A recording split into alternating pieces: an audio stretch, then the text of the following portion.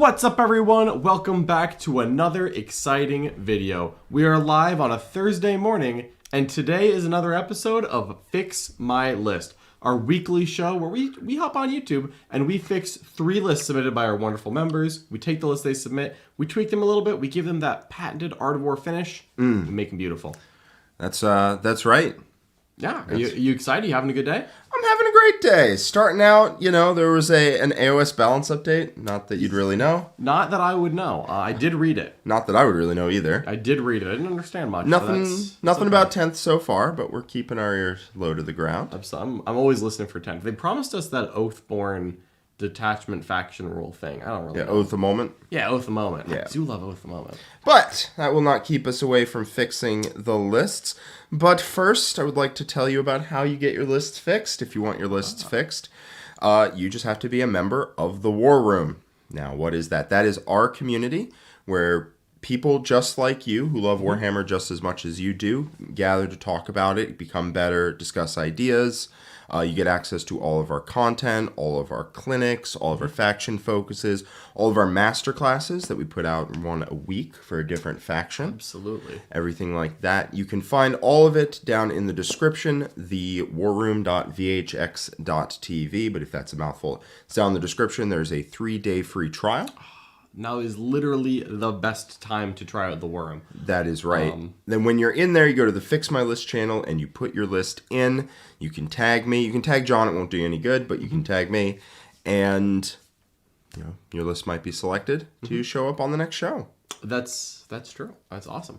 Now is the best time to check out the Worm. If you've maybe been there in the past or have always been curious, not only is there that free 3-day trial, but also we've made a lot of upgrades to the Worm recently. So not only is the coaching content that, myself, Jack, Richard, Nick, some of the best players in the world, not only is it amazing content, we also have our new app. So if you sign up through our website, you can get access to that app included.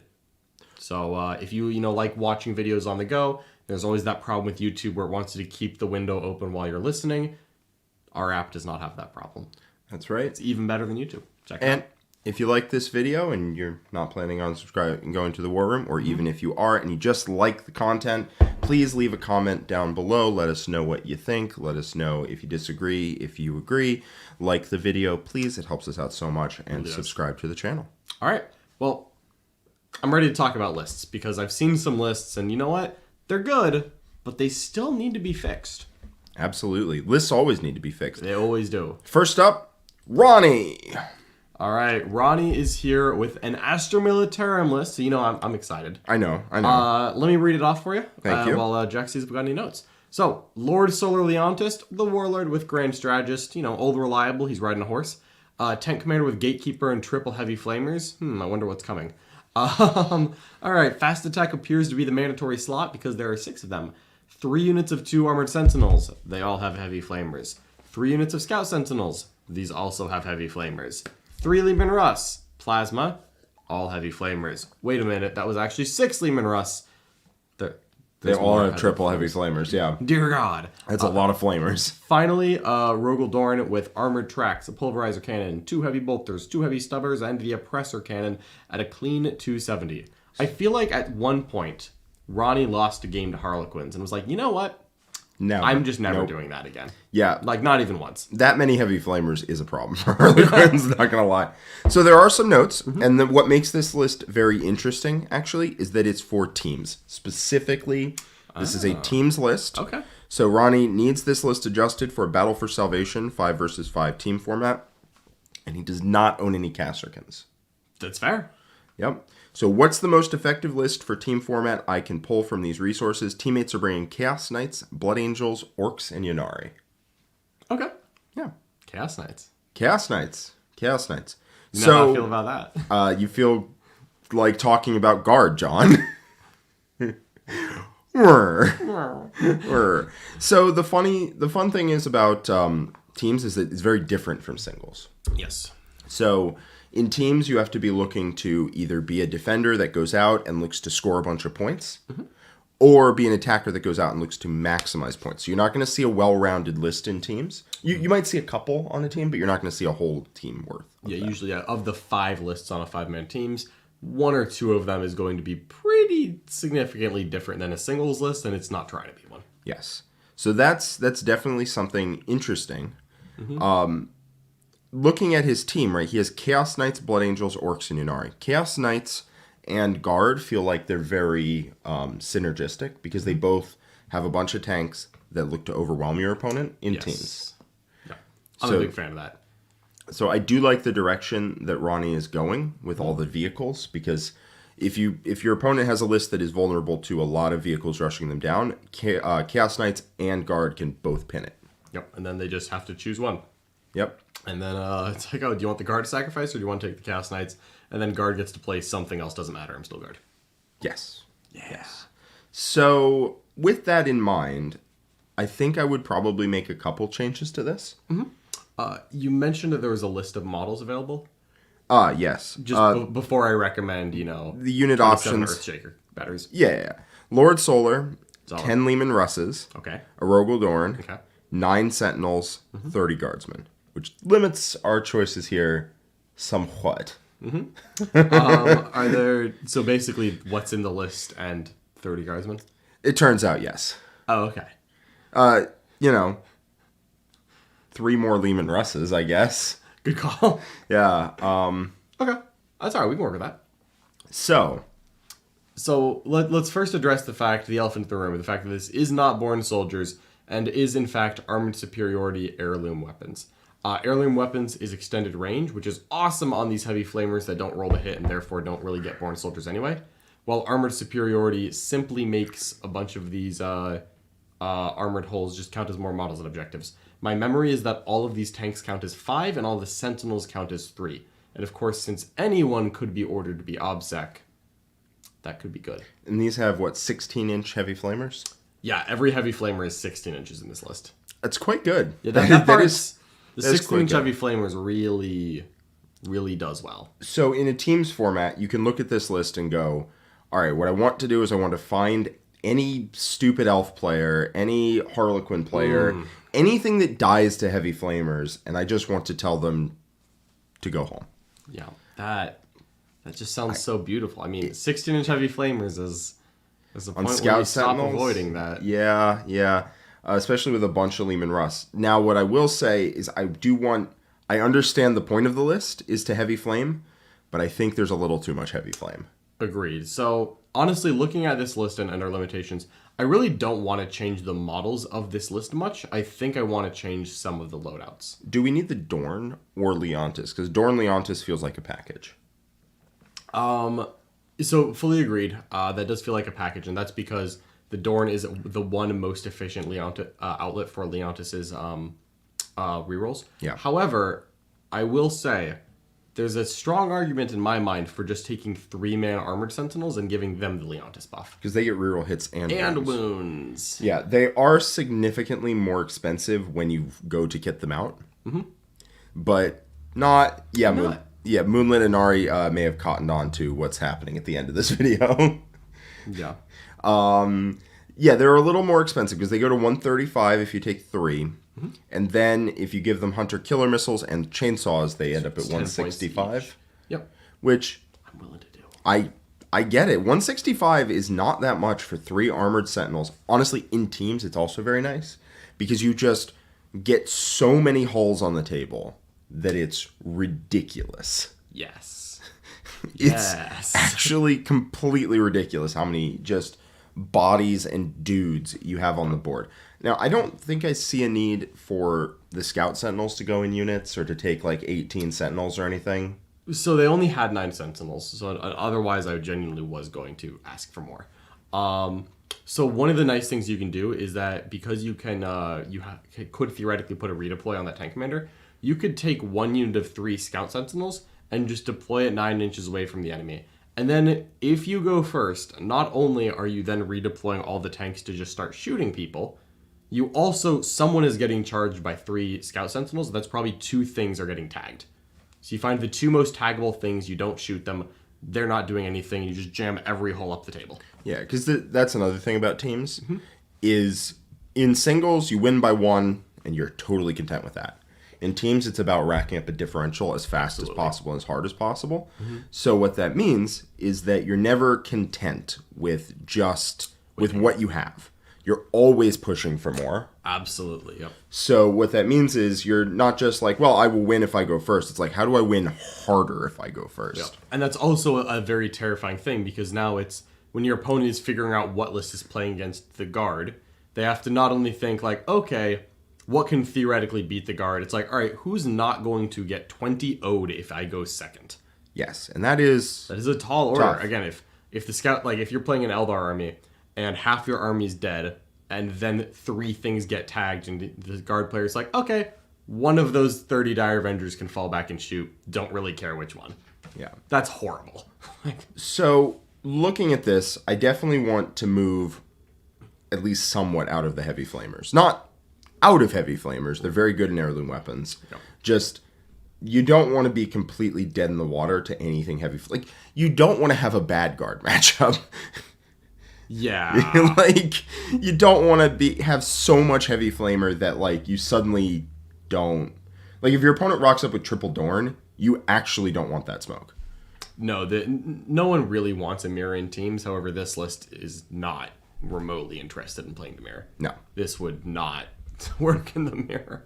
This is a bully list. You're trying to find someone weaker than you and punt them across the battlefield. Yeah, you're looking to have the rest of your team keep it close, and then you go, kapah, and just tear them in half. I think I like heavy flamers on a lot of the Russ, as long as we're staying not born soldiers. Which, to be fair, I do think we're with the models presented to us, no Kazarkin, no mortars, I think we're just staying armored superiority or their weapons. Yeah, I mean, even Sentinels, so, born soldiers is so gross. It's so gross. It is so... So gross. Yeah, you are correct. However, I want to stick to the theme of this list as well. So, I mean, I like armored sentinels with plasma cannons. I think they're pretty good. Love that. I like Leman Russes. I think if you're not born soldiers, I think you just take the heavy flamers on them. You can take a las cannons are the same points, right? Well, las cannon is the same point as a heavy flamer. I think you probably want to do at least that. It depends. Just 2 heavy flamers and las cannon. So it depends on who's leading the charge, because whoever's leading at the front is going to be taking the heavy flamers. Well, in my mind, it's the armored sentinels that are leading. Yeah. So in that case, they should probably take the heavy flamers. I was still honest. The reason why I don't care if the armored sentinels have heavy flamers is because the Rust can shoot into combat with the sentinels. No, I mean like the armored sentinels should keep their heavy flamers. I was gonna give them plasmas and combat and just say whatever, if you want to come boogie, we'll boogie. I mean, I like triple heavy flamers on the Russes at 16 inches. That is very scary if you're not born soldiers. Yeah. If you're born soldiers, I prefer heavy bolters just so you can rain fire across the board. Fully agreed.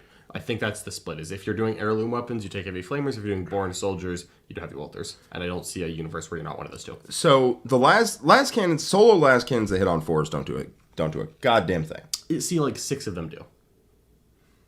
I don't know how, but like 3 of them get 0 hits, but 6 of them gets 2 hits.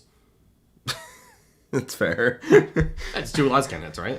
I mean, it's not bad. I do like having just the weight of like you will disappear under fire. Mm-hmm.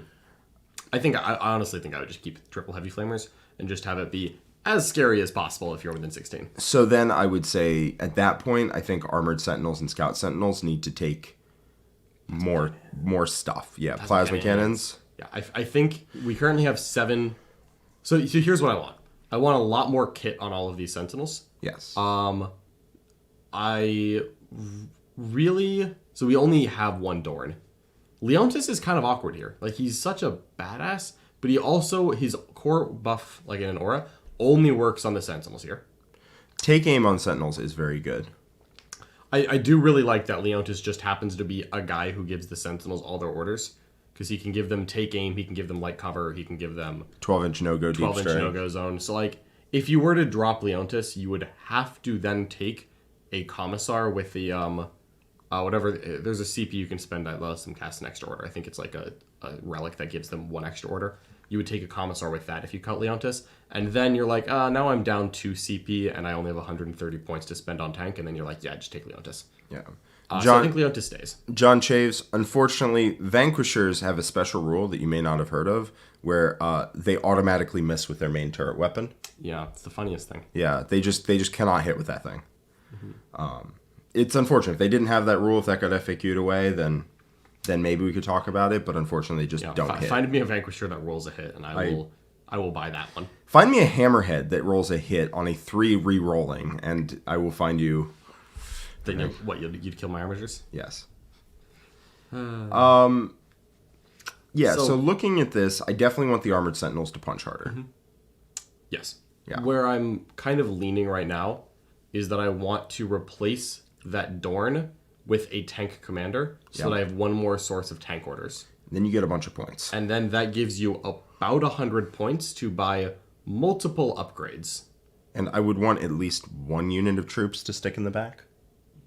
I was gonna suggest that we proxy some of those guardsmen as inquisitorial acolytes, because I'm not really looking for a lot of points. No, or it could be well, it doesn't have mortars. Yeah, no, just something to sit in the back on the home objective. I very much would want to have because that. The way to think of it is if you buy a 20-point inquisitorial acolyte squad or a 10-point inquisitorial acolyte unit or something. What? I was just realizing that we are 1,000% buying one infantry squad. I don't know what it is yet, but one. Because you get 2 points a turn if you have one on the table that's within 12 inches of an officer. Oh, yeah, you do that. So that's just we're getting a guardsman squad. Yeah. I mean, it just takes your inflexible command from a really good secondary to a 15, and I might as well. Yeah. It's also functionally buying a 65-point Lehman Russ. Because somebody has to sit on your home objective. We're gonna do that. Yeah, somebody has to sit on your home objective, which means if you put an infantry squad back there, it's not a Russ, which means the Russ can move up and be doing things. Yeah, no joke. Did they have a what it's called? Did they have any Scions? Lord Solar, 10 Lehman Russes, 1 Rogaldorn, 9 Sentinels, 30 Guardsmen. All right, that is somewhat of a restrictive list. Yeah. All right. Scions would be nice. Scions or Sly Marbo. Yeah, Marbo would also be very nice. Because he can stand in a quarter and just get you boots on the ground. You get boots on the ground for a 10. You're just never taking boots on the ground on this list. This is an Engage on All Friends list. That's fair. So, looking at this, we definitely want to put 10 guardsmen in. And we want a tank commander for that Rogaldorn, which leaves us with about 40 points. Yeah, which in my mind is just taking the Armored Sentinels and giving them kit. Yes, plasma cannons, hunter-killer missiles, chainsaws, the whole 9 yards. I honestly also think that we're going to end up cutting one of these Scout Sentinels. I don't think we need 3 Scout Sentinels. Yep, go to 2. And then have 2 Inquisitorial Acolytes just chill in the back. Yep. And you don't really need to worry about your Assassinate because people just bring it down here. So you can just take them as characters and call it good. I also like taking a couple units of 3 Armored Sentinels. I fully agree on that. So 3 Armored Sentinels and then 1 Scouts. Could work. Or 3 armored, 1 armored, 2 scouts. I was thinking a total of 8 sentinels because we have 9 right now. I was thinking 3 of the armored, then 1 of the scouts, just to free up a couple of points. I don't know if we actually need a couple points. Fair enough. If we don't need to, then it's easy. Yeah. Let me do some math. The tank commander could get ignores cover. I would really like that. Yeah, that would be quite really good. Like that. So if we're keeping Leontis, it's 170 plus 175 plus it's 165 for full kit. On 3 armored? Yeah, 165 for full kit. Plus 40 on the scout sense, which we can give them hunter killers. Yeah, we can do that at the end, I think. Yeah. And then that's 2. So that was 2 scout sentinels. So we have 8 sentinels so far, but there's room for another. And then put in the 6 Lehman Russ as kitted. We have 255 points left. Okay. So I definitely want another tank commander. Yep, so that's 175 as well. That's 175 as well. Oh, I do want armored tracks on all these things. Yeah, that's where we're going to go. Yeah. Yep, makes them a lot harder to deal with, especially a lot harder to deal with in quantity. Which, when your opponent realizes they have a lot of damage 1, and then you just roll them like a rug. Yeah, because sometimes you just find those lists that, and it's also because of how good -1 damage is against damage 2 at that point. You get to a point where Shuriken Cannon Bikes and Hail of Doom are trying to kill a Russ, and you're just -1 damage. I get a 2-up save unless you roll a 6, and then I get a 4-up save, and you're still damage 1. Yep. Okay. It's The armor tracks, man. You got to do Okay, it. so Leontis, 2 tank commanders, 3 armored sentinels with full kit, Love full kit.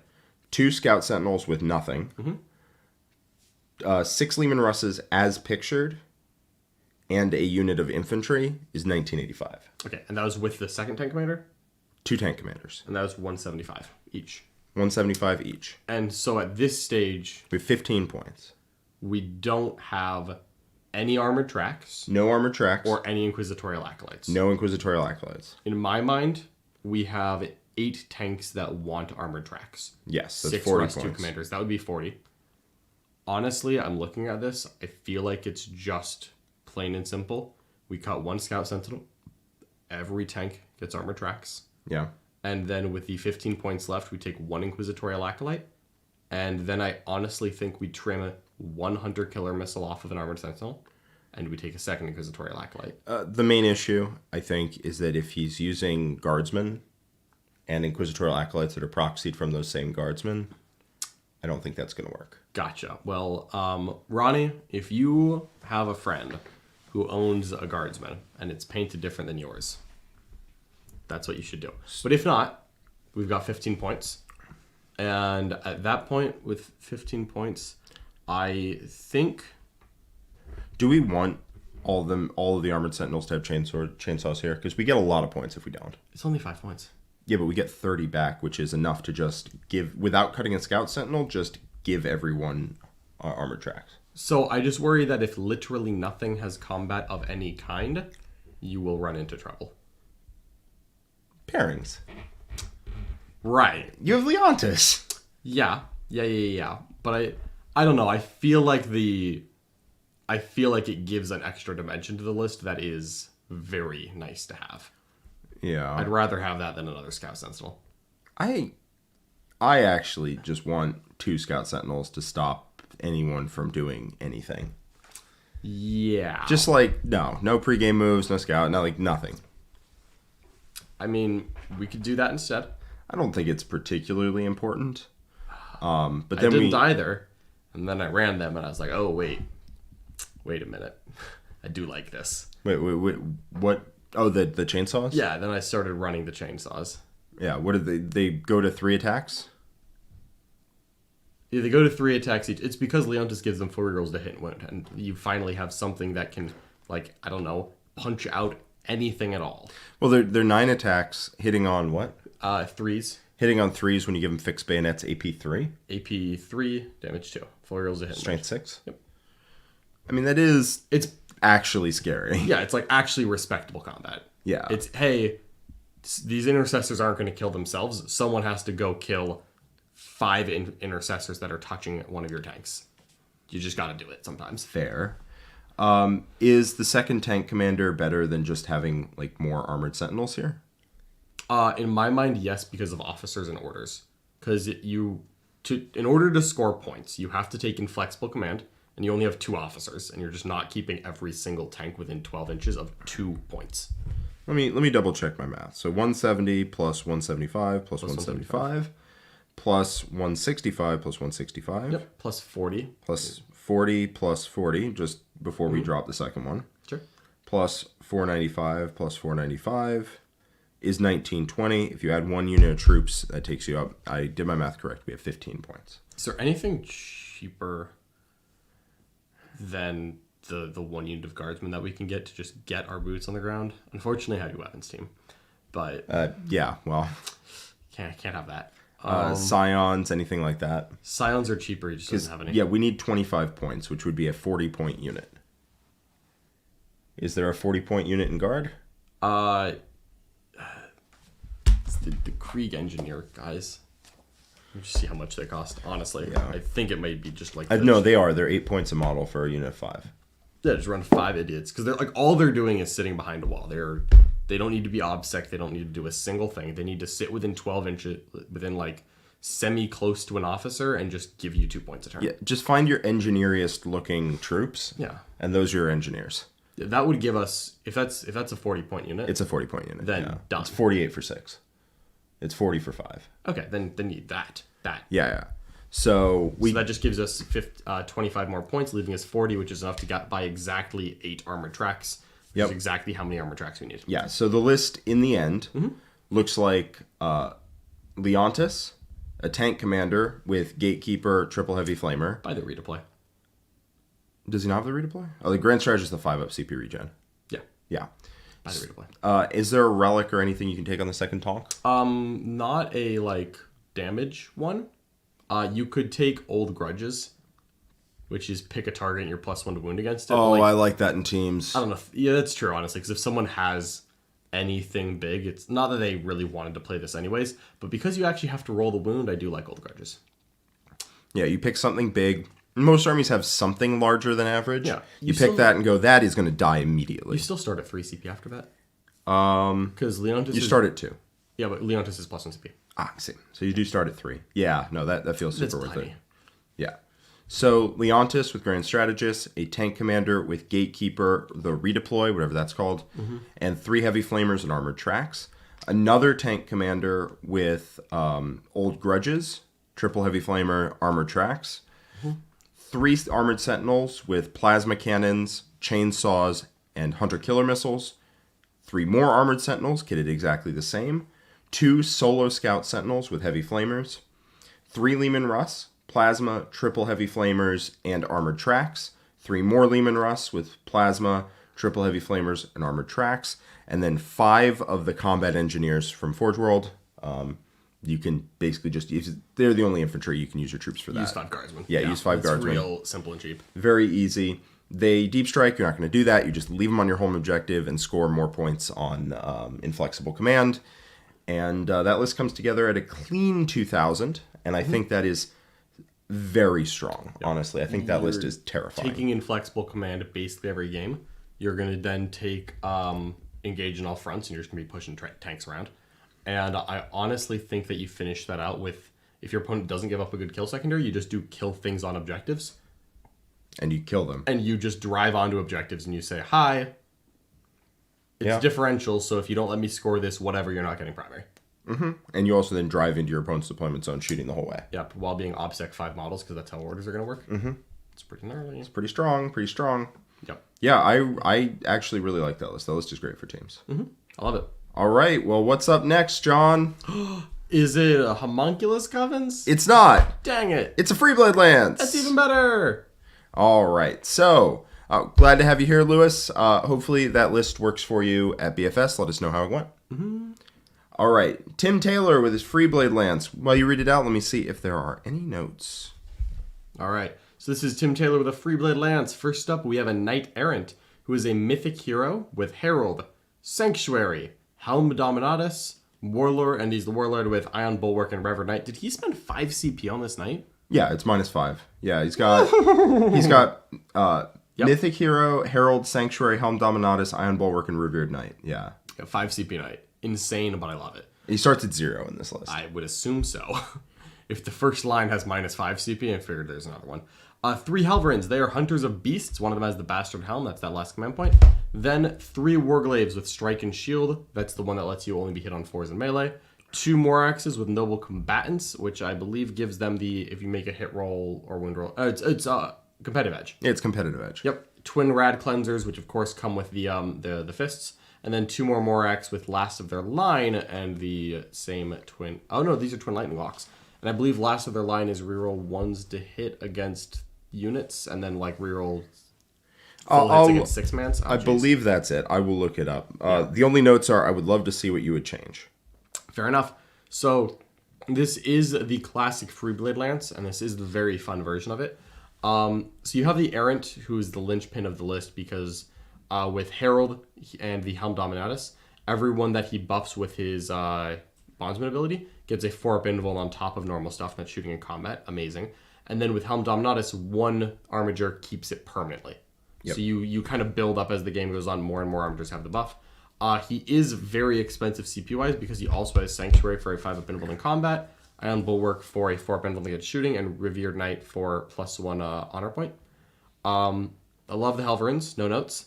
The last of their line is, if anything that is not an Armiger targets 11 or more models, reroll hits. If an armiger targets 6 or more models, reroll hits. Okay, so there's no clause for a smaller unit being reroll ones. Yeah. You just, once you get to the number. So if you shoot a 6-man or more, just full rerolls. Just full rerolls to hit with lightning With locks. lightning locks, that's very spooky. That is very scary. So the only question is, should it be an errant? So I like the errant a lot. So what the errant gives you is, in addition to all the -1 damage and stuff, its bondsman ability is +1 advance, +1 charge, and advance and charge, which is great on any combat knight because knights have a 1 CP auto advance and armiger 9, which means that you can, for 1 CP, tell a Morax with Rad Cleansers to go 21 inches, then declare a +1 charge, and it's shooting its twin Rad Cleansers along the way. Yeah.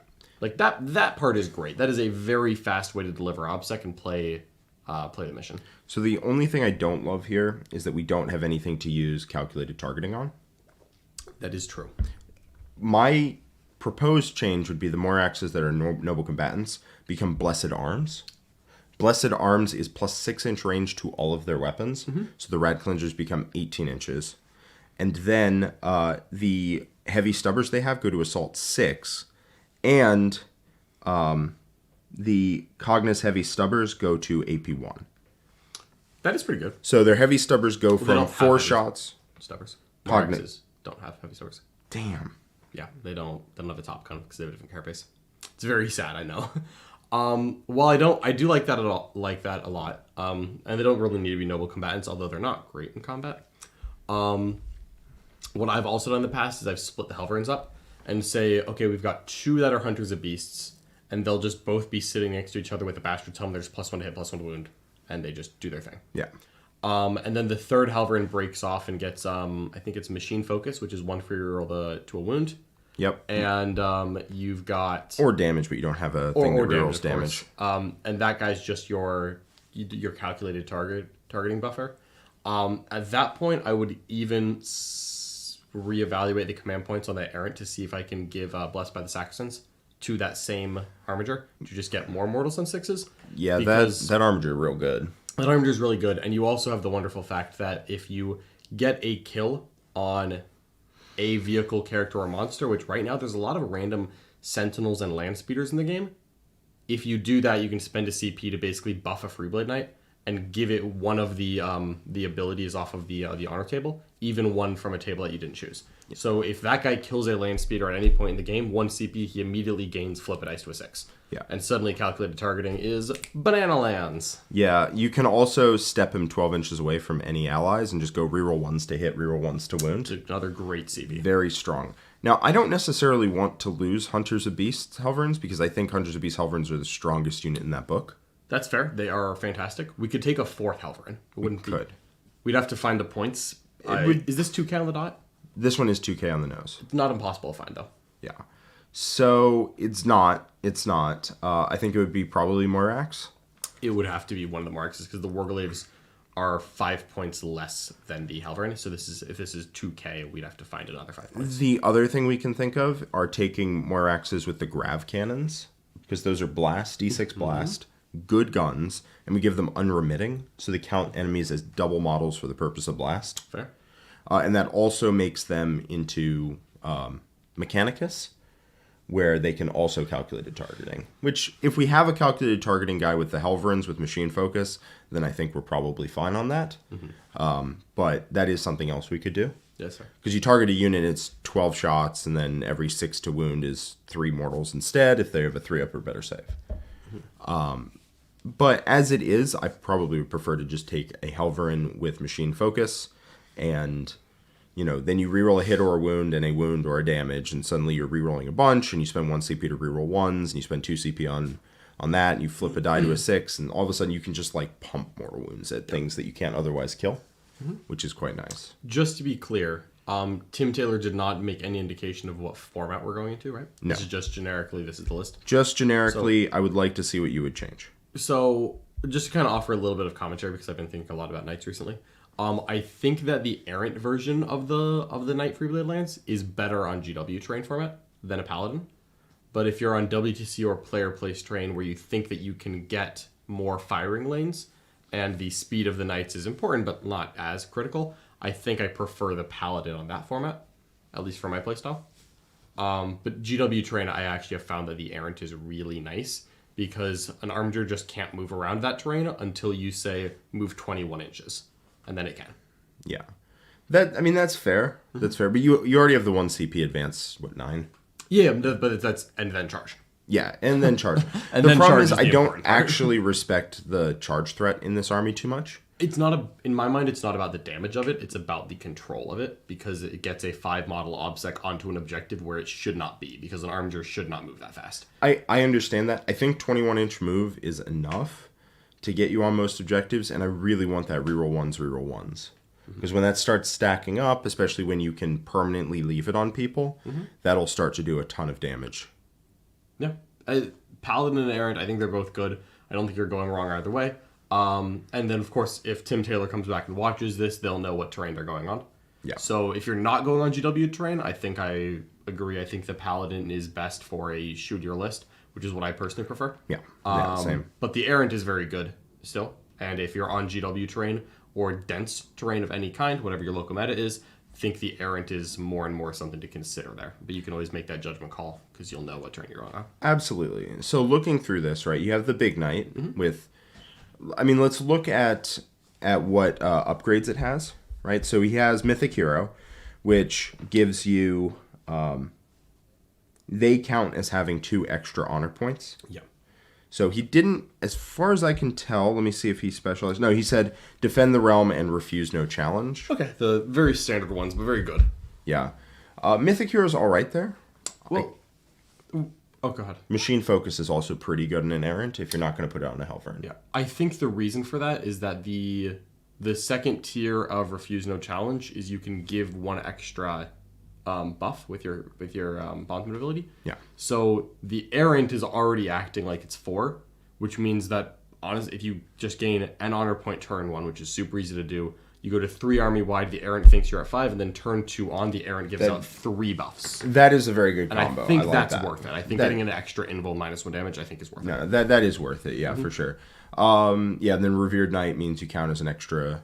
It counts as an extra honor point at the army. start of the game. Yep. Yeah.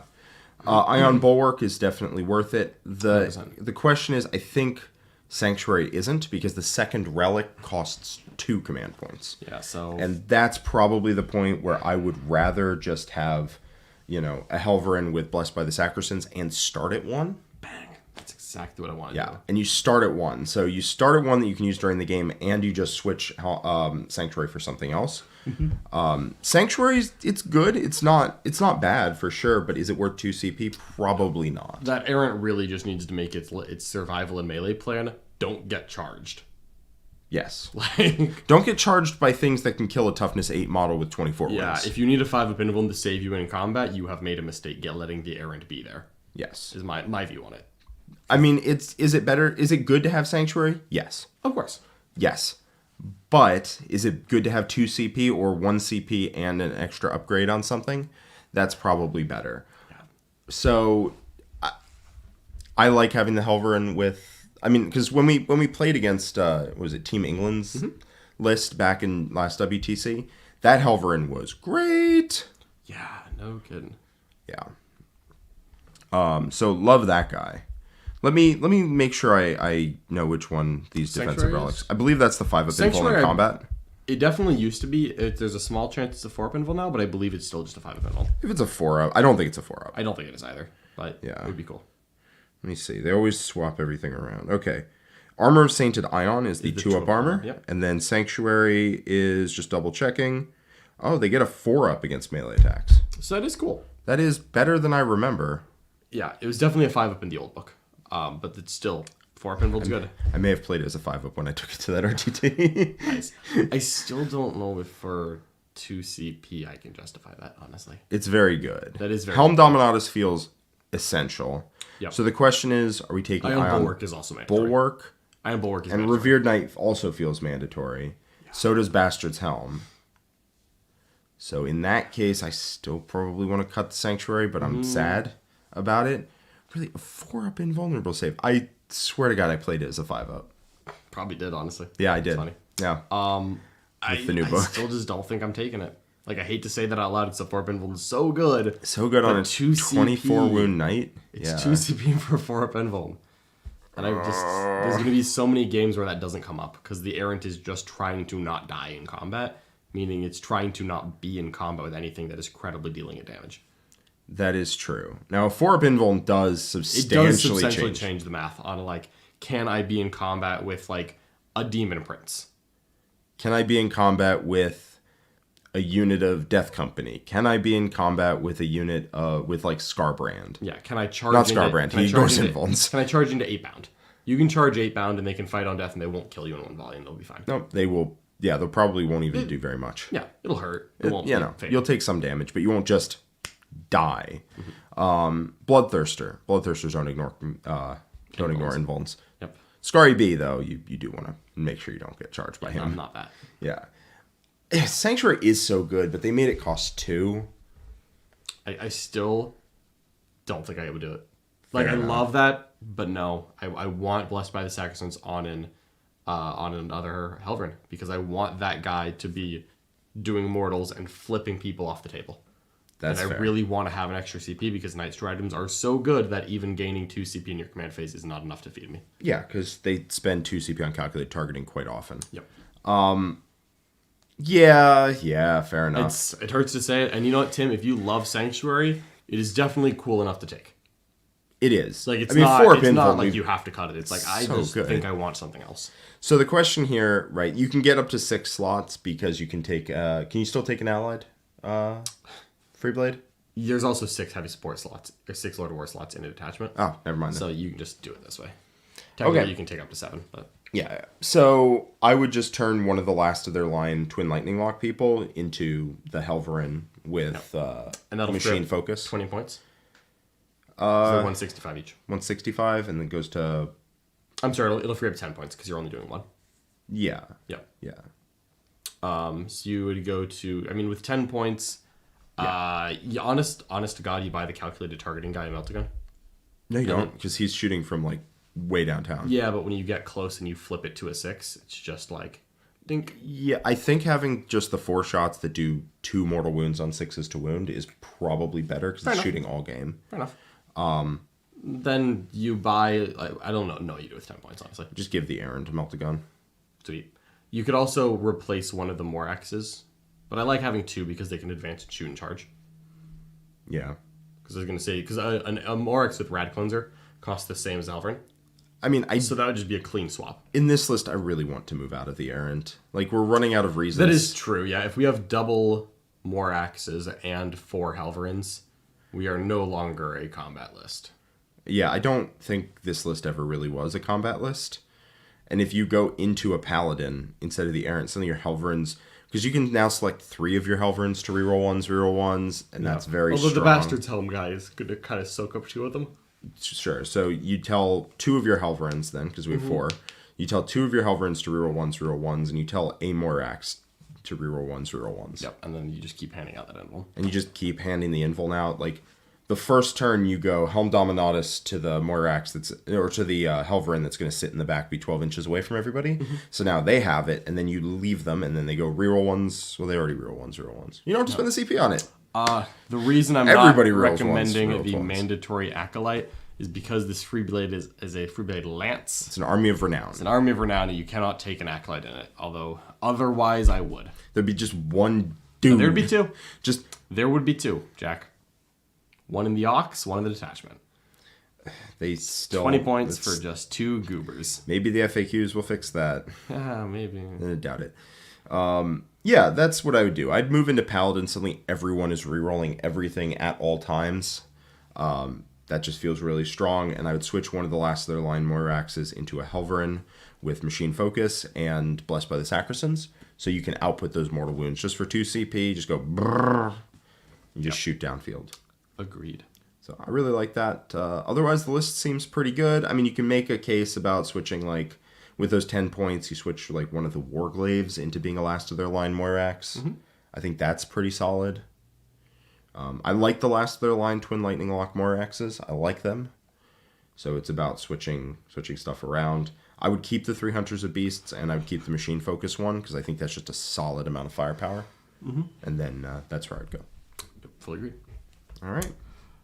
All right, one more to go. We are into Moonlit Inari, who figured it out. Figured out that they are in this Fix My List with their... I mean, there weren't 2 coteries of the homunculi. I tell you that much for free. This is just beautiful. It really is, isn't it? Let's find out what, if anything, coteries of the homunculi do. Because I read it a while ago. Yeah. I believe that it's the same book as Castellans of the Rift. Well, I'm going to look it up. Here we go. So, let's just read out what that does, what coteries of the homunculi are. You can read out the list, and we'll see if they have any notes. All right. All units in your army must have homunculus covens or blades for hire. Your warlord must be homunculus covens. You gain the keyword, you have access to their warlord traits and relics, and they get the Driven by Fear ability. They do not get an obsession. If they're below half strength, they get a 4-up feel no pain. If they take a mortal wound, if they're below half strength, they get a 4-up feel no pain, and they are able to fall back and charge. Yeah. And then they have some warlord traits and some relics that we can go over, like I think Rule Through Fear. Rule Through Fear. Yeah, that's definitely one. No, it's not actually. Oh, it's not. That's just a normal. What did Moonlit and Ari say what trait they are? Because I know they don't get a trait, but they still get a keyword and it unlocks relics and warlord traits. Yes, they were probably prophets, right? They were prophets of flesh. Okay, that makes let sense. me just double check. Yeah, prophets of flesh, to be clear, is the one that gives the Vexator mask, which it's very likely that that's what they are. Yeah, there it is. If you want to read out the list, I'll go see if there's 100%. any. So we have in this coteries of the homunculi detachment, we have a homunculus with alchemical maestro, Rule Through Fear, and he's a warlord with twisted animator. Jack will tell me what those words mean. You've A lost homunculus with calculating gaze and the Vexator mask. I know that one of those is the fight last. Then we've got a bunch of homunculus in the troop, or a bunch of racks in the troop slots. 10 homoxites with a electrocorrosive whip and ossifactor. Looks like 1, 2, 3, 4 5-man racks with electrocorrosive whips and ossifactors. 2 units of 6 grotesques. 5 scourges with haywire blasters. And wealth and power. I don't know what that means. That is a CP upgrade from the coteries of the homunculi. Solid. A Chronos, 3 units of 2 Talos with twin heat lances, and 3 Venoms. All right. So, Moonlit Inari says, trying to make mono covens work as a list, taking profits for access to the relic and the strat. First homunculus has Rule Through Fear, which adds 3 inches to... Oh, he's breaking it all down. Adds 3 inches to aura abilities and abilities that check range in the command phase to combo with Twisted Animator and the Toughness aura. Second homunculus has reroll hits of 1 aura and Fight Last Mask Relic to accompany a melee counterpunch threat. Big Homoxite unit protects the Master Homunculus who can res D3 dead Homoxites back a turn. 3 Venoms with racks in to harass, take middle objectives earlier to fly into their deployment zone and play for behind enemy lines. Grotesques is a second wave to eliminate target's counterpunch. Chronos can accompany for reroll wounds. 6 Talos for midboard control counterpunch. Scourge for the big vehicle matchup, since most of my easy damage doesn't work into vehicles. Wealth and Power bumps the strength on the guns from 3 to 4, which means I wound on 4s into toughness for non-vehicles and 4s into vehicles because they are haywire blasters. And also to assist with behind enemy lines gameplay, Chronos can accompany for wound rerolls. That's kind of cool. It is kind of cool. I think there's a little bit of inefficiencies here. Yeah. So, real quick, can we just cover what I'm not allowed to take? Just before I recommend Incubi. You can take them. Oh. They're blades for hire. Okay, so blades for hire are good here. Yes, blades for hire are fine. Okay. Because you can take homunculus covens or blades for hire. And blades for hire is Drazar, Incubi, So you can take Drazar. Which I probably would. Like, I'm never opposed to Drazar. I'm sure homunculus has to be your warlord. Like, there's no way, right? There's no way we're taking Drazar. Yes, your warlord must have the homunculus covens keyword. Okay, perfectly reasonable. No Drazar warlord, I accept that. That means Drazar is good, but not auto-take, but still potentially worth taking. Still very, very good, I think. So, looking into warlord traits and relics. So, Rule Through Fear, I believe, is actually in the goddamn Prophets of Flesh. Prophets of Flesh. So excited to find out. What is Rule Through Fear? It's not here anywhere. It's not one of the Coven ones? Was it in the description? I thought they told us what Rule Through Fear was. I know Alchemical Maestro is the super upgrade. That's the make your homunculus. Oh, I think it's the plus 3 inches to auras and command phase okay, abilities. and then Twisted Animator is the Res res. D3, yeah. And what is Calculating Gaze? That might actually be it. Let me see. Rule through fear. All right. While Jack is looking that up, It is a pregame CP from Coteries of the Homunculi, and that extends their auras and their command phase abilities by 3 so inches. it's the plus 3 inches. Yep, it is. And then Calculating Gaze. Calculating Gaze is the 6-inch aura of reroll 1s to hit, so it becomes a 9-inch aura. Well, Calculating Gaze is on a different guy. Oh, my bad. Yep. But you have the res and the toughness being really good. Are we sure we don't want Vexator Mask and Calculating Gaze to be on the guy with the plus 3-inch auras? Well, Vexator Mask isn't an aura, right? There's no way. If No, but still. Calculating Gaze could- feels pretty good on a 9-inch. we could put Calculating Gaze there, but then, of course, that's the Twisted Animator is now a smaller aura. Because those are both warlord traits, and so just one of those two things is getting plus 3 inches. I would honestly rather be the res than the reroll ones, because the reroll ones doesn't affect that many things. It lets you select a unit within 6 instead of a unit within 3, but I feel like he's going to be right next to the Homoxites. Oh, in the command phase, you res D3, yeah, and it's a selection, so you get to because there aren't any big rack squads. That's fair. Yeah, that's fair. Yeah, you could switch that around. Now, I don't love the racks with all the upgrades. You think because it's about 10 points of upgrades for each of these 5-man rack squads? Yeah. Obviously, the Homoxites, I want to make that investment.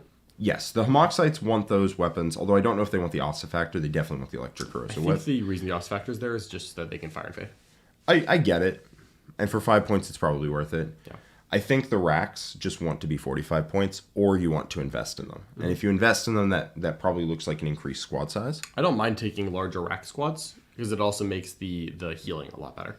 Now, I'll be honest, don't love Scourges. Let me look up what they do exactly, but I remember last time we looked at Scourges. Now, they don't have, Dark Lances, which were deeply unreliable. I think the problem is just that we've got 5 different units here between the 3 Talos squads and the 2 Grotesque squads that are 210 points. So that's 1050 in those 5 units, and all the rest of this is fitting at 950. We're talking about all the Grotesques. 2 Grotesques, the 3 Talos. That's 5 different units that just cost 210. And that's 550, or that's 1050 right there. Yeah, and then we have Homunculus. Don't know if we want both Homunculuses, to be honest, because both of those warlord traits seem pretty appealing. We can also put that's true. Calculating Gaze is nice. Rerolling ones to hit. Honestly, 80 points is because Vexator Mask can go on the other one. There's no warlord. There's no relic on that guy. Yeah, that's fine. It's more just that who is Calculating Gaze for? It's reroll 1s to hit for the Homoxites and for the Grotesques. Yeah, that's pretty much it.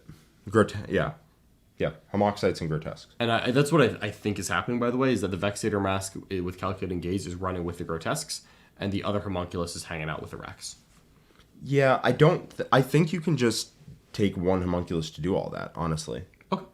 Like, I don't think you need to take 2 Homunculuses here, and we get some points back, which we're going to need in a second. I'm always in favor of more stuff. Yeah. Always. I also do want at least one squad of Mandrakes at some point. Yeah, so the Blaze for hire. Scourges are quite expensive. So Wealth and Power increases their gun strength by 1. Mm-hmm. Haywire Blasters are D3 shots blast, strength 3, AP 3, damage D3. And against vehicles, they always wound on a 4, and wound rolls of 6 do D3 mortals. So against them, that's 8 shots that are heavy, so they hit on 4s. Hit on 4s, wound on 4s? Yeah, so you're going to hand them like 2 saves. Maybe they pass one, you do like D3 to a vehicle. It's probably 2D3, and then maybe you did some mortals, but like maybe not. For 100 points. Yeah, how many points is each Haywire Blaster? 10. Oh no. Yeah. Oh no. Yeah, it's 60 for the unit, it's 40 for the Haywire Blasters. Mm-hmm. Okay. Yeah, fair enough. Yeah, Wealth and Power apparently also doesn't work on them, which is more than a good enough reason to... for 100 points, they just don't do any damage. If we're looking for behind enemy lines or retrieve battlefield data or whatever, we can do better. Like, honestly, strip the Haywire Blasters off and just take a 60-point Scourge. Yeah. You can take Mandrakes, because those are blades for hire. So, I like having the Mandrakes just because if you don't need them to pregame move, you just turn one, put them in reserves, and the deep strike in from behind enemy lines later. yeah. Yeah, they blades for hire? Yes, they are blades for hire. Mandrakes are. Yeah. So we can save 25 points that way. We can save 40 points off of the racks by just stripping them of everything they have. Okay, so it's 65 points. We already have 25 points spare, so now we're at 90 points spare. And that is now getting us another unit. It is. We can also cut the homunculus. Yep, so now we have 170 points, which is really getting us units. That's getting us stuff now. So what I want is more bodies on the board. Agreed fully. Yeah. I want... Coders of the Homunculi wants to be just like, why are you so tough? I feel like we have too many Talos. You think so? I really don't think that... Let me see the exact timing on when you get a 4+. Like, if you kill one Talos, the second one... It's when the third Talos has a 4 Feel No Pain. That's it. Oof. Yikes. I'm sorry. There's 2 Talos. So, I think it's when the unit's below half strength. If it is below half strength. So the Talos would never benefit. Never get it. Never benefit. Because they're either at half strength or completely dead. So, or at full. So Talos do not benefit from the trait at all. Unless you take a 3-man. Unless you take a 3-man. And then one Talos gets a 4 Feel No Pain. That's just not worth a single thing to be. Also, 5-man grotesques. 3 5-man grotesques is probably better than... Like, 2 6-man grotesques is obviously cheaper than 3 5-mans. But 3 5-mans, 6 of those grotesques will benefit from the trait. Yeah. Whereas here, 4 will. I hate the below half strength part. It sucks. Yeah, if it was half strength or below, I'd like it a lot more. Yeah, but just that one model difference every single breakpoint here is huge. Especially when we have big models like the Talos. Yeah. What that means is you're almost never benefiting for the 4+ Feel No Pain. Only big rack units are. Yep, big rack units and the last 2 grotesques of every unit. Which isn't bad. I'm not going to say it's not good, but the Talos not benefiting from it, period, sucks. I'm pretty sure... I would be surprised if Moonlit Inari didn't think that the last second Talos in every squad benefited.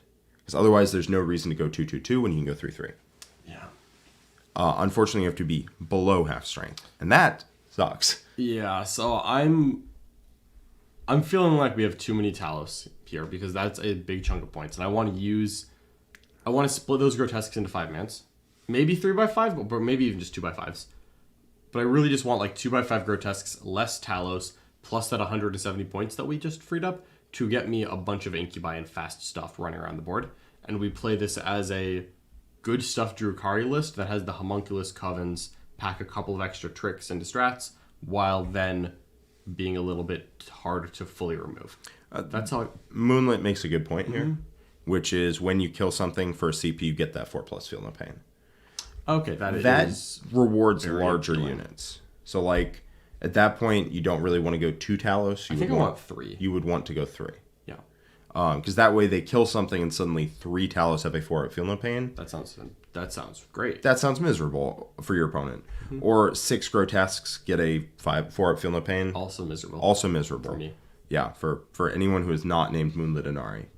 So that's where I would want to take... just a basic switch would be take the 3 units of 2 Talos and turn them into 2 units of 3. Fully endorse that. So when you do activate that, when you do kill something and you activate it, they are bananas tough to kill. Talos aren't core anymore, right? They never got that back? They did not get it back. Okay. We're not all last chickens over here. Silly you. Obviously last chickens need to get core back. So... what do we... Okay. So we kind of, just by trimming around the edges, we freed up 170 points, which was impressive. Right. Scourges down to Mandrakes, all the Electrocorrosive Whips and Ossifactors off the 5-man squads, and move the Vexator Mask to the Homunculus and cut the second. Move the Vexator Mask to the first Homunculus, cut the second. Yeah. And that's 170 points left. We could bunch the Talos up into 2x3 instead of 3x2. It wouldn't save us any points, but it's still good. The 1 Chrono still feels pretty nice. And we could make those grotesques a little bit... we could use 170 to turn the 6 grotesques into 3x5. Yep. Just to get a little bit more out of it when they don't get the 4 Feel No Pain. Yeah, because we would then have, 65 points left after it? So if we go from... because we'd have to buy 3 grotesque, essentially. Yep, so our 170 becomes 65. 65. So we have 65 left, with which we could just Take buy another a rack squad. It's another rack squad. Or honestly, it's another scourge squad or something along those lines. Probably you don't need a scourge squad, so it's probably just another rack squad and then a couple upgrades to throw around. Yeah. Or we try to fit some incubi in. I like incubi. Do we want to keep 6 talos, or do we want just 1 unit of 3? 1 unit of 3 feels like it's just going to get every heavy weapon on the board trained on it. Yeah, I like 2 units of 3. Because then also the 3 units of 5 grotesques are going to be uncontested. Yeah, that's fair. So I like that. If we're not going for mass racks, which I think is fine, then I could see cutting like 2 rack squads and putting in like 2 incubi squads. So how many points is 5 incubi? 90. So that's 180. So to promote, so we would need 115 points to get to turn 65 points into 2 incubi squads. That is hard to fit. We would need how many points? We have 65 points right now. We need 180. So we're 115 short. Of just adding them. Just adding them, yeah. But promoting, we would need probably like 20. If we're promoting the racks. Yeah, because So they're racks 90. are 45 each, so that's 90. Yeah. We are 25 points short of promoting 2 racks to 2 incubi. Yeah. I mean, if we swap out the mandrakes for just a unit of racks, we have it. True, but I kind of like the forward deploy. It's fine. You're fast enough. Like, It's not for getting there, it's for stopping Votan from ending your world. Votan do end worlds. Yeah, like if you go second to Votan bites, it's just kind of GG immediately on the spot. God, this list has a rough Votan matchup. Yeah. And now, of course, Moonlit Yanari knows better than us if that is something that they worry about. But I do genuinely fear for what Hernkin Pioneers do if they just go first into this.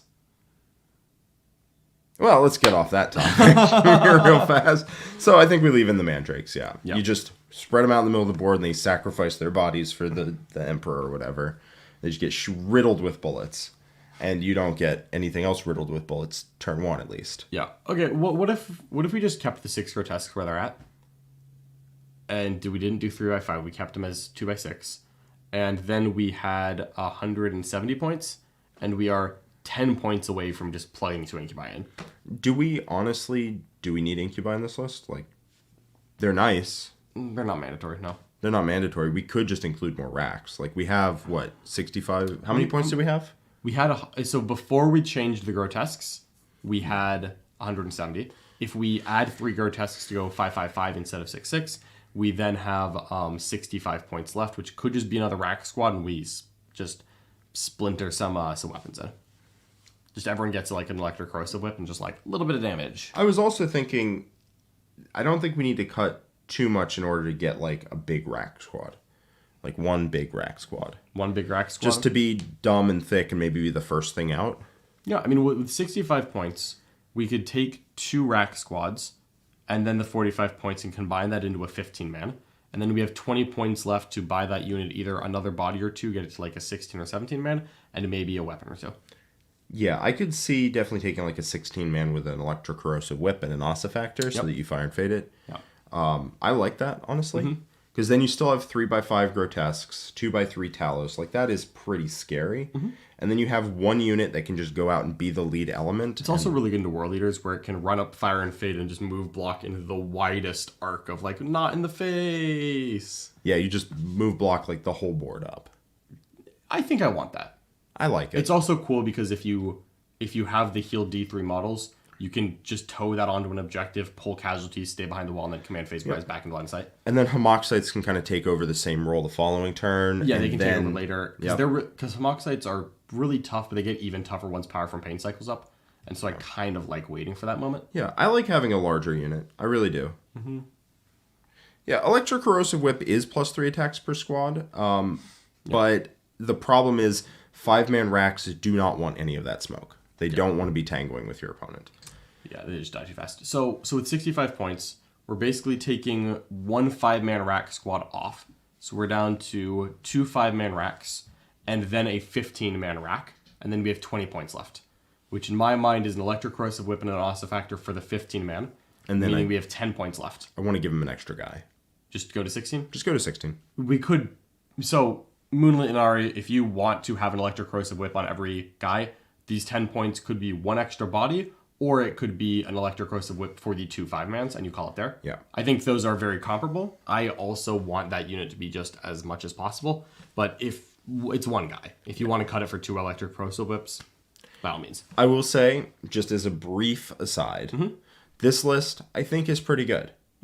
But if you want to have yourself a lot of fun, don't go Coteries of the Homunculi, go Splinter Blades and Enhanced Sensory Organs. And then buy everyone some Ignore Cover. And then buy everyone an electrocorrosive whip and double liquefiers and jam them in venoms and fly around the board just shooting. That would be pretty fun, wouldn't It is very fun. It is very fun. And then Splinter Blades plus, I mean, because they are, 70 points a unit at that point? And they do a lot of damage, surprisingly, because they ignore cover, and then they have a bunch of extra attacks and Splinter Blades, and you buy a bunch of Venoms, and they have Chain Snares, so they have 6 attacks with exploding 6s to hit. It's not remotely the same list, but it is very fun if you like taking 5-man racks and just seeing what they can do if you get them out. You take 6 units of those, then you take 3 units of Incubi and every murder character in the book, and you just... It's a very different list. It's an incredibly different list, but I cannot recommend it enough. Fair enough. All right, so let's give the final version of this list. Yep. I'll give the nod to the electrocorrosive whips, because Moonlit seems to like those. Yeah, that's good enough for me. We have 1 homunculus with every upgrade, no calculating gaze, though. We have 10 homoxites with ossifactor electrocorrosive whip. We have a 15-man rack with electrocorrosive whip and ossifactor, 2 5-man racks with electrocorrosive whips, 3 5-man grotesques, a 5-man Mandrake squad, thank you, a Chronos, 2 units of 3 Talos, and 3 Venoms. There's nothing to go in the 3rd Venom. 2 Venoms. And that gives us 30 Another points Mandrake. and a 20... Or that. and a 20-man rack. Done. Yeah. You get 20 points back. You can do what you want. You got 30 points back. 30. Yeah, 30. Damn, what do I want Or to that do with could be a Mandrake. It could be a Mandrake, but... How much is a Raider? Because a Raider can hold 5 grotesques. Raiders, I think, 105. Okay. Yeah, they're not cheap. They might even be 110. Really? They're expensive. And those things used to be 80 points and broken. Yeah, they did. Let me just double check. How much is a Raider? Sorry, 95. But with 10 points for a Dark Just Lance. as I was Sorry, no. looking They're 105 with a Dark Lance. Got it. 100 with a Dizzy. I was just looking at that and realized that we had to put a homunculus in a Venom. I'm like, wait a minute. Aww. Can grotesques come in 3-mans and go in a Venom? Oh, Not God. saying you want to, just asking. I think so. Because I like 3 Venoms, but I realized we didn't have a thing to go in it. Also, how many grotesques can have liquefiers? Any number. You could just cut 1 Venom and just have some of these grotesques running around with liquefiers. I do like that. But I think that's more in the ignores cover one, where you just take 3-mans with triple liquefier. Agreed. Because I think liquefiers are still good, but as I said, that is a very different list. But it is one that I would have a ton of fun playing right now. I bet you would. Venoms cannot transport grotesques straight up. Okay, but they hold 6. But they hold 6 Drukhari infantry. Grotesque Scourge Skyboards do not go in. So, I think... Yeah, you could drop 3 Venoms for 2 Raiders, because that would give you 225, which would be 2 Raiders and a couple points to throw some points around. Or you could just do, we're 30 points away from 2 Venoms and a Raider. Or 25 points away. Oh, so a Raider for the Homoxites. Yeah, honestly, 2 Raiders could just be the Homoxites and a Grotesque squad. Or you could then do 2x5 racks. Honestly, I think I would just do 2 Raiders. I think I'm okay 2 with Raiders, you get some points back. And then, honestly, you can do whatever. I would put the rest of the points just into that 15-man rack and make it an 18-man. Yeah. Yeah. There you go. All right. That's the answer. That's the answer. All right. Well, that is it for today. The final list is that among everything as we said, except you turn the 3 Venoms into 2 Raiders, and the remaining points go straight into that 15-man to bulk it up as much as possible. Love it. All right. I think that's us for today. This has been, as usual, quite a lot of fun. John? Yeah, always happy to be here. Hopefully everyone enjoyed this video. Thank you so much for watching. Your support, your views, your likes, and your subscriptions, and maybe even if you share it. That is what helps us keep this channel going and keep this channel growing. We really appreciate you, and if you want even more high-quality Art of War content, make sure you check out the link below, thewarroom.vhx.tv. That's right. There's a 3-day free trial of the War Room, so if you've heard about it from us and you want to give it a shot, we have all kinds of informative videos about your faction, about your opponent's factions, everything like that. You can find out what people are playing, what we feel is the most optimal way to play things, or our interesting way to play an army. Yep. And you can even see our coaching matches, including all of the games from the Streamhouse RTT this past week. Absolutely. All right. Thank you so much for watching, everyone. We'll catch you next time. Bye-bye.